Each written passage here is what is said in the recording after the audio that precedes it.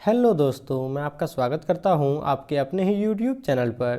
आज की क्लास में हम सफलता सीरीज की 8वीं क्लास आपके सामने लेकर आए हैं। जो भी बच्चे इस वीडियो में नए हैं, मैं उन्हें बता देना चाहता हूं कि हम यहां पर उत्पाद सिपाही के थर्ड पेपर में जो आपसे साइंस के 20 क्वेश्चन पूछे जाएंगे, हम उसको इस सफलता सीरीज के माध्यम से कवर करने का प्रयास कर रहे हैं। इस सीरीज़ में हमने 7 वीडियो ऑलरेडी अपलोड कर दिया है। आज की क्लास 8वीं क्लास है। तो चलिए हम बगैर देरी किए हुए आज की क्लास को स्टार्ट करते हैं। तो देख सकते हैं इसमें आपको पहला क्वेश्चन पूछा गया है कि जब 1 लीटर जल को 4 डिग्री सेल्सियस से 0 डिग्री सेल्सियस तक ठंडा किया जाता है तो इसका आयतन डैश होता है। तो इसका सही जवाब है ऑप्शन सी, बढ़ जाता है। जब भी पानी को 4 डिग्री सेल्सियस से 0 डिग्री सेल्सियस तक ठंडा किया जाता है तो इसका आयतन बढ़ जाता है। ऐसा पानी के विशिष्ट गुण के कारण होता है। आपने देखा होगा कि बर्फीले क्षेत्रों में ऊपर का लेयर जम जाता है, लेकिन जो पानी होता है नीचे बना रहता है, जिसमें जीव जंतु रहते हैं। तो ऐसा पानी के विशिष्ट गुण के कारण होता है। तो चलिए हम आगे बढ़ते हैं क्वेश्चन नंबर 2 की तरफ। क्वेश्चन नंबर 2 में आपसे पूछा गया है कि फटे हुए दूध में कौन सा अम्ल उपस्थित होता है। तो इसका सही जवाब है ऑप्शन डी, लैक्टिक अम्ल। फटे हुए दूध में कौन सा अम्ल होता है? तो लैक्टिक अम्ल होता है। ऑप्शन डी इसका सही है। तो चलिए हम आगे बढ़ते हैं क्वेश्चन नंबर 3 की तरफ। क्वेश्चन नंबर 3 में आपसे पूछा गया है, देख सकते हैं कि मरकरी सल्फाइड का सामान्य नाम क्या है। तो इसका सही जवाब है ऑप्शन डी, वेर्मिलियोन। मरकरी सल्फाइड का सामान्य नाम क्या है?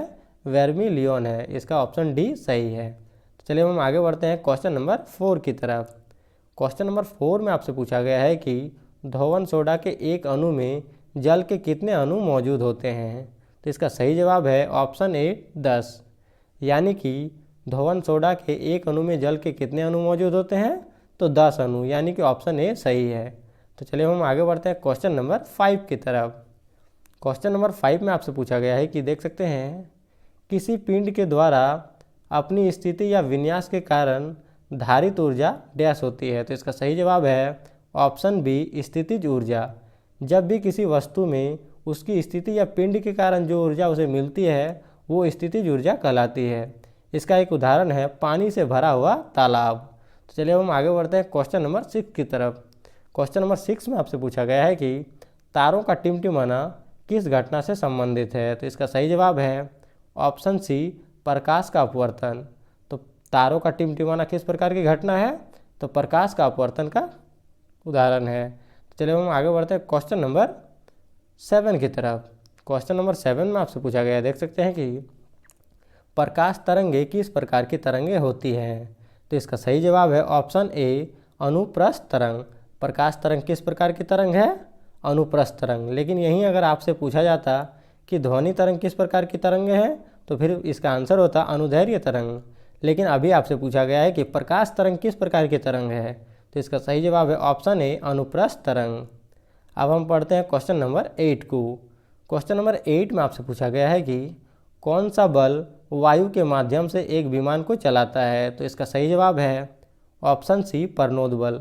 यानी कि इसमें आपसे पूछा गया है कि वायुयान जो उड़ता है वो किस बल के कारण उड़ता है। तो इसका सही जवाब है ऑप्शन सी, परनोद बल के कारण वायुयान उड़ता है। तो चलिए हम आगे बढ़ते हैं क्वेश्चन नंबर 9 की तरफ।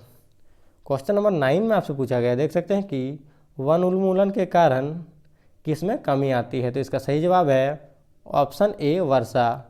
यानी कि वन उन्मूलन का अर्थ है पेड़ों की कटाई। पेड़ों की अगर कटाई होगी तो किस में कमी आएगी? वर्षा में। इसीलिए इसका ऑप्शन ए सही है। तो चलिए हम आगे बढ़ते हैं क्वेश्चन नंबर 10 की तरफ। क्वेश्चन नंबर 10 में आपसे पूछा गया है कि भोजन के संग्रहण के लिए जाइलम की कौन सी कोशिका उत्तरदायी है। तो इसका सही जवाब है ऑप्शन बी, पैरेन्काइमा। जो जाइलम है वो उसका कौन सा ऊतक भोजन के संग्रहण के लिए उत्तरदायी है। तो इसका सही जवाब है ऑप्शन बी, पैरेन्काइमा। तो चलिए हम आगे बढ़ते हैं क्वेश्चन नंबर 11 की तरफ। इसमें आपको 11 नंबर क्वेश्चन पूछा गया है, देख सकते हैं कि शराब का उत्पादन डैश की प्रक्रिया के दौरान होता है। तो इसका सही जवाब है ऑप्शन डी, किण्वन। शराब का उत्पादन किण्वन की प्रक्रिया के दौरान होता है। चलिए अब हम बढ़ते हैं क्वेश्चन नंबर 12 की तरफ। क्वेश्चन नंबर 12 में आपसे पूछा गया है कि आधुनिक आवर्त सारणी में कितने तत्व मौजूद हैं। तो इसका सही जवाब है ऑप्शन बी, 18। अभी वर्तमान जो आवर्त सारणी है वो आधुनिक आवर्त सारणी है और उसमें तत्वों की संख्या कितनी है, तो 118 है, यानी कि ऑप्शन नंबर बी सही है। तो चलिए हम आगे बढ़ते हैं क्वेश्चन नंबर 13 की तरफ। क्वेश्चन नंबर 13 में आपसे पूछा गया है कि निम्न में से कौन सा अयस्क जिंक का है, तो इसका सही जवाब है option D calamine.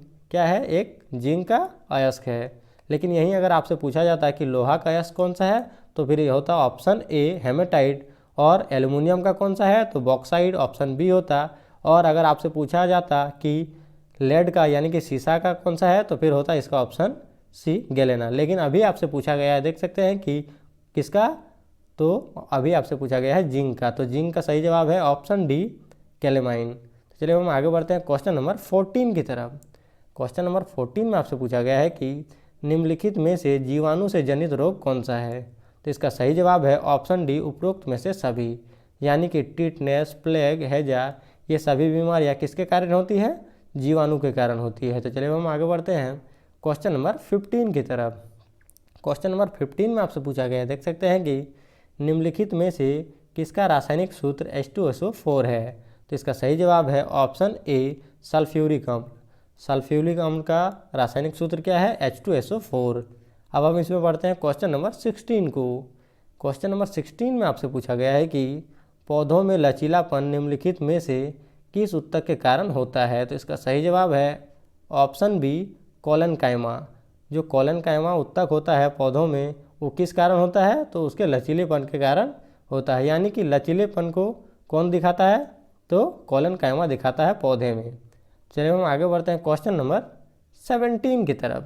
Question number 17 में आपसे पूछा गया है कि मैग्नीशियम ऑक्साइड का रासायनिक सूत्र पहचाने, तो इसका सही जवाब है ऑप्शन बी MgO। जो मैग्नीशियम ऑक्साइड है उसका रासायनिक सूत्र क्या है, तो MgO है। तो चलिए हम आगे बढ़ते हैं क्वेश्चन नंबर 18 की तरफ। क्वेश्चन नंबर 18 में आपसे पूछा गया है कि राइबोसोम निम्नलिखित में से किसके लिए कार्यस्थल है, तो इसका सही जवाब है ऑप्शन ए प्रोटीन संश्लेषण के लिए।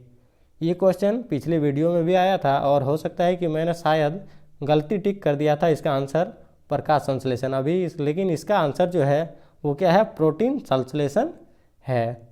मुझसे क्वेश्चन नंबर 19 में आपसे पूछा गया है कि निम्नलिखित में से जड़त्व का नियम किसे कहते हैं, तो इसका सही जवाब है ऑप्शन ए न्यूटन का पहला नियम, यानी कि न्यूटन के पहले नियम को जड़त्व का नियम भी कहा जाता है। तो चलिए अब हम देखते हैं क्वेश्चन नंबर 20 को। क्वेश्चन नंबर 20 में आपसे पूछा गया है कि निम्नलिखित में से किस जलीय जंतु का नाम अष्टबाहु है, तो इसका सही जवाब है ऑप्शन ए ऑक्टोपस। जो ऑक्टोपस है उसका नाम क्या है, दूसरा नाम, तो अष्टबाहु है।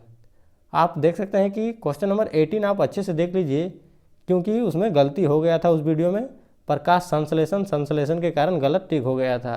तो इसका सही जवाब है प्रोटीन संश्लेषण। राइबोसोम निम्नलिखित में से किसके लिए कार्यस्थल है, तो ऑप्शन ए प्रोटीन संश्लेषण के लिए।